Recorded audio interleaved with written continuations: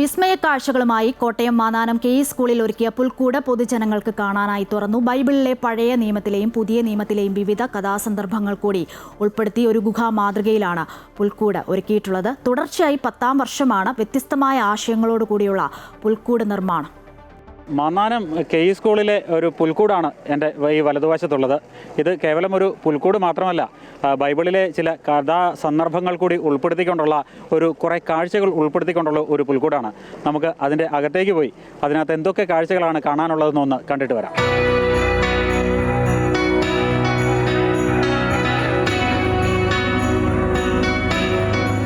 ബൈബിളിലെ ആദ്യ പുസ്തകങ്ങളായ ഉൽപ്പത്തി, പുറപ്പാട്, പുതിയ നിയമത്തിലെ മംഗളവാർത്ത, യേശുവിൻ്റെ ജനനം തുടങ്ങിയ സന്ദർഭങ്ങൾ എല്ലാം ഉൾക്കൊള്ളുന്നതാണ് മാന്നാനം കുര്യാക്കോസ് ഏലിയാസ് സ്കൂളിലെ പുൽക്കൂട്.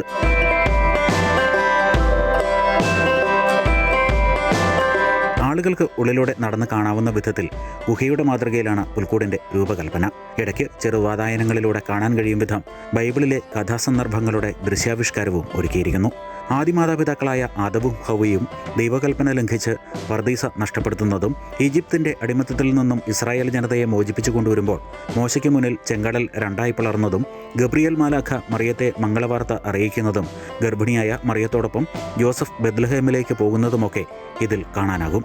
ആദത്തിന് ദൈവം തുണയായിട്ട് കൊടുത്ത ഹവ്വ ഈ പഴം പറിച്ച് തിന്നുന്നു, അത് ആദത്തിന് കൊടുക്കുന്നു. അങ്ങനെ രണ്ടുപേരും പഴം കഴിക്കുന്നു. ദൈവത്തിൻ്റെ കോപത്തിന് അവർ ഇരയാവുന്നു. അങ്ങനെ അവർ പർദീസയിൽ നിന്ന് പുറത്താകുന്നു. അതാണ് നമ്മുടെ ബൈബിളിലെ തുടക്കം.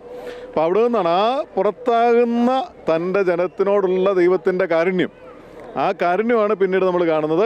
അത് രക്ഷകനെ വാഗ്ദാനം ചെയ്തുകൊണ്ട് രക്ഷകനിലേക്ക് വരികയാണ്. ഏറ്റവും ഒടുവിലാണ് തിരുപ്പിറവിയുടെ ദൃശ്യാവിഷ്കാരം ഒരുക്കിയിരിക്കുന്നത്. കാഴ്ചകൾ കൂടുതൽ ആസ്വാദികരമാക്കുവാൻ കളർ ലൈറ്റുകളും സജ്ജീകരിച്ചിട്ടുണ്ട്. പുൽക്കൂടിന് വെളിയിൽ ക്രിസ്മസ് ട്രീകളും സാന്താക്ലോസുമൊക്കെയായി നയനാനന്ദകരമായ കാഴ്ചകൾ വേറെയുമുണ്ട്.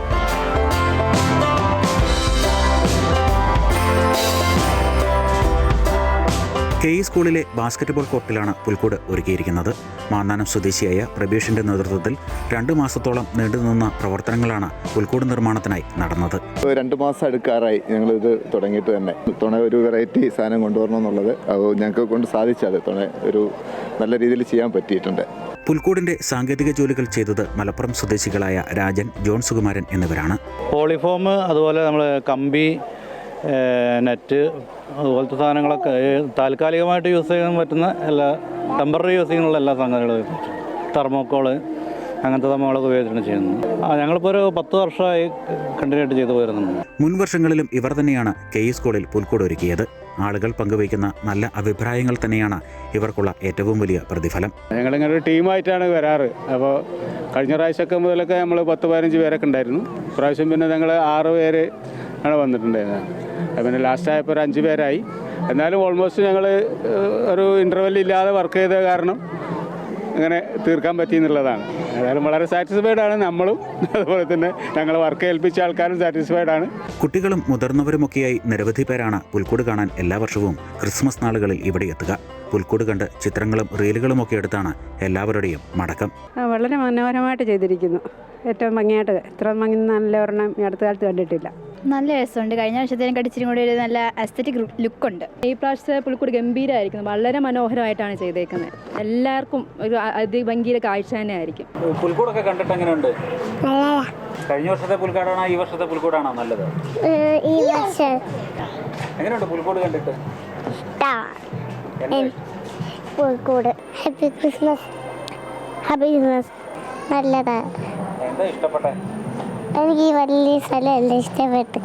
കയ്യിലെ പുൽക്കൂട് അടിപൊളി. കാരണം ഞാൻ നല്ലപ്പോഴും ഇതുപോലത്തെ പുൽക്കൂട് കാണുന്നത്. നല്ല പരിപാടികൾ, അതുപോലെ പുൽക്കൂട് അടിപൊളി, വണ്ടർഫുൾ.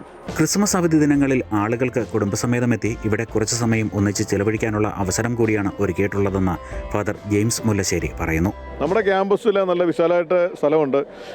അതുകൊണ്ട് പിള്ളേർക്ക് ഇവിടെ ഒന്ന് എൻജോയ് ചെയ്യാനായിട്ടുള്ള സംവിധാനങ്ങളുണ്ട്. പേരൻസിനാണെങ്കിലും വീട്ടിൽ നിന്ന് പുറത്ത് വരെ ഒന്ന് ചാടിക്കുക എന്നുള്ളതാണ് ഞാൻ ഇതിൽ ഒരു വശമായിട്ട് കാണുന്നത്. സ്കൂൾ അങ്കണമാകെ ലൈറ്റുകൾ കൊണ്ട് അലങ്കരിച്ചിട്ടുമുണ്ട്.